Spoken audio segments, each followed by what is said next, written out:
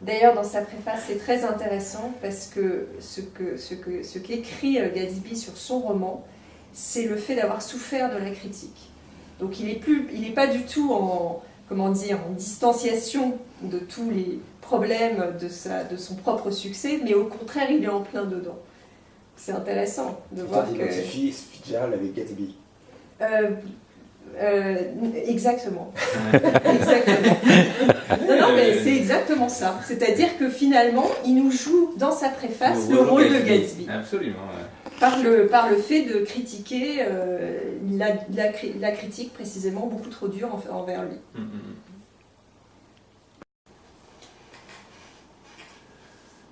Il m'a semblé important dans le film de Baz Luhrmann de repérer l'organisation des lieux où se passe l'action, mais aussi les lieux auxquels se réfère l'action et qui ne sont pas forcément présents à l'écran. Tout d'abord, il y a l'organisation de l'espace entre la maison de Gatsby et la maison de Tom Buchanan. Elle est organisée selon un clivage autour de la baie de Long Island, où les deux maisons se font vis-à-vis, se font face, et où l'un, Gatsby, regarde constamment celle de l'autre. Or, cette division de l'espace entre l'endroit d'où l'on regarde et l'endroit qui est regardé, le désirant et le désiré, cette organisation de l'espace, elle correspond aussi au clivage est-ouest. Il y a West Egg et East Egg. West Egg, c'est l'endroit où s'installent les nouveaux riches, les parvenus comme Gatsby. Tandis que East Egg, c'est au contraire la ville, la localité la plus huppée où habitent les gens qui sont d'une aristocratie ou d'une bourgeoisie plus ancienne. Or, le clivage Est-Ouest, il réapparaît constamment dans l'imaginaire de ce film, avec aussi la distinction entre New York, la côte Est, et puis l'Ouest, dont provient Nick, et dont provient aussi Gatsby, mais même aussi Daisy. L'Ouest, c'est le Dakota de Gatsby, c'est le Minnesota de Nick, et c'est de là que viennent en quelque sorte ces gens qui essayent d'être reconnus par les aristocrates et les gens qui tiennent le pouvoir sur la côte Est à New York. Or, on trouve encore à l'intérieur du film une autre subdivision en Est et en Ouest, mais qui est encore plus profonde. C'est finalement la distinction entre le Nouveau Monde et l'Ancien Monde.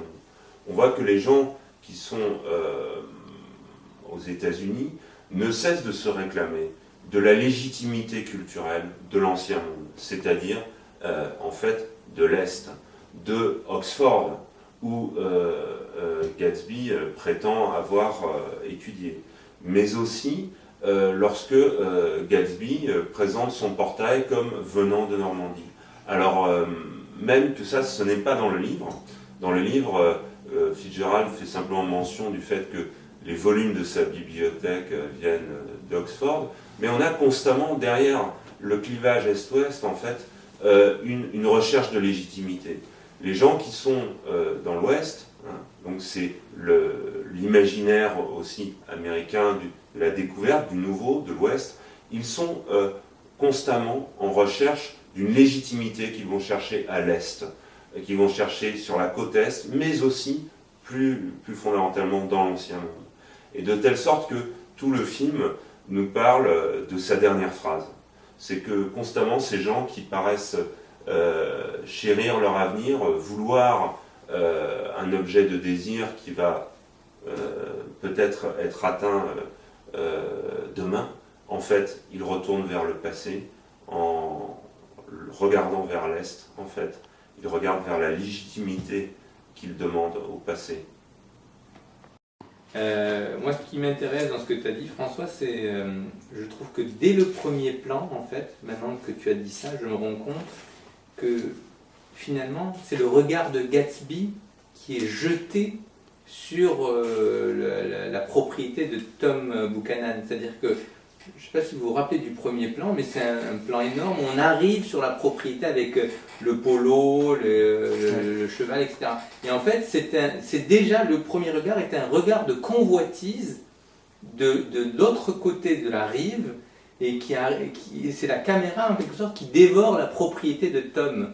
Et c'est là où on retrouve justement cette manière de filmer presque en aérien. Enfin, il y a une sorte de déplacement de la caméra omnipotente et qui est très virtueuse aussi, et qui semble, voilà, qui est vraiment la caméra du désir, le regard du désir, voilà. Et ça m'a... Dès que tu as parlé de cette histoire de rapport entre entre le côte Est et le côte Ouest, je trouve que ça illustre très bien ce côté-là. Voilà. Moi, j'ai une question justement sur les lieux. Je trouve que c'est effectivement la configuration la plus marquante de ce film, cette opposition entre East et West. Il y a une autre opposition que je trouve intéressante et j'aimerais bien avoir ton avis là-dessus. C'est l'opposition entre Est-Ouest, cette partie Est-Ouest, ce passage incroyable par cet enfer pour arriver à New York. Comment est-ce que tu interprètes ce passage noir où tout est noir, sale, où tout se déglingue, où se construit, on ne sait pas très très bien?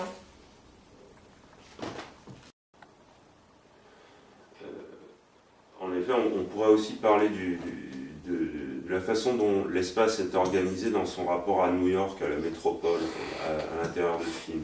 Et en effet, le fait que les protagonistes du film aient toujours à passer par cette vallée des cendres, où ils ne font que passer, justement, qui n'est qu'un non-lieu, un lieu de passage, où il n'y a qu'une station-service, qui fait que c'est un film aussi qui nous parle des débuts de la civilisation de l'automobile, où l'espace se clive entre des pôles d'attraction entre lesquels il n'y a que des non-lieux. En fait, ce non-lieu qui est parfaitement la vallée des cendres, c'est en fait le refoulé de leur propre existence, le refoulé social de leur propre existence, le fait qu'il y a des situations, des espaces où sévit à la fois l'exploitation sociale et la destruction de la nature, des espaces